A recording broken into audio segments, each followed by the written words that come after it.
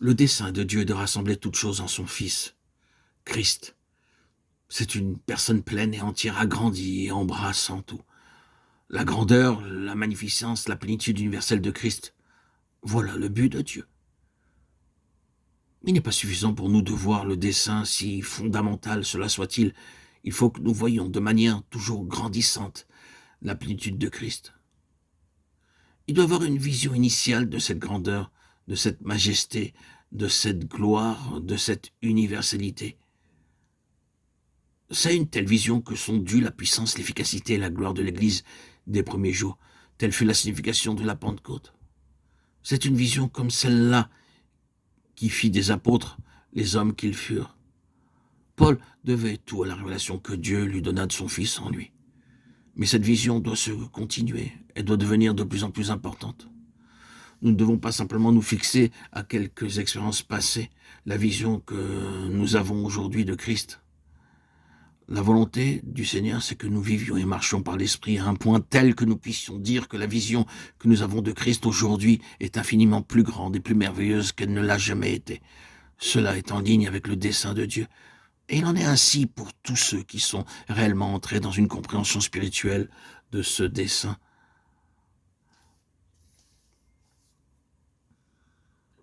Il faut bien sûr considérer la méthode et les moyens dont Dieu se sert pour l'accomplissement de son dessein éternel. C'est l'Église qui est son corps, le corps de Christ. La parole de Dieu nous déclare définitivement que l'Église est la plénitude de celui qui remplit tout en tous. Cette plénitude universelle de Christ doit être révélée et exprimée dans et par un instrument appelé l'Église. Qu'est-ce que cette Église ?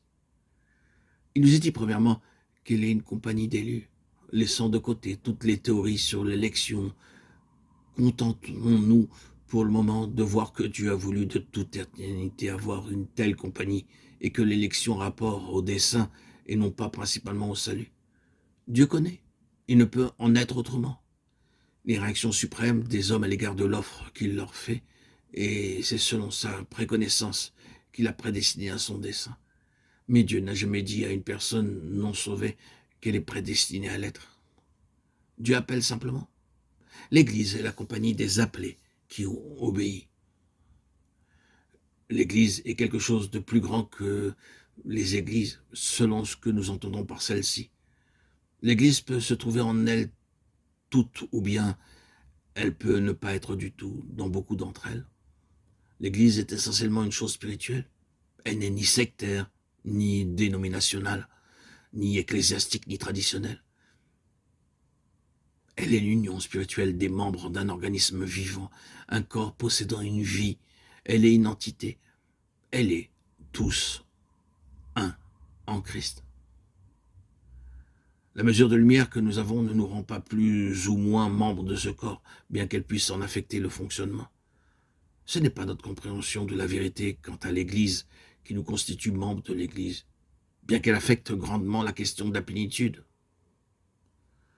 Ce qui est la base de l'actualité du corps, c'est une relation vitale avec Christ.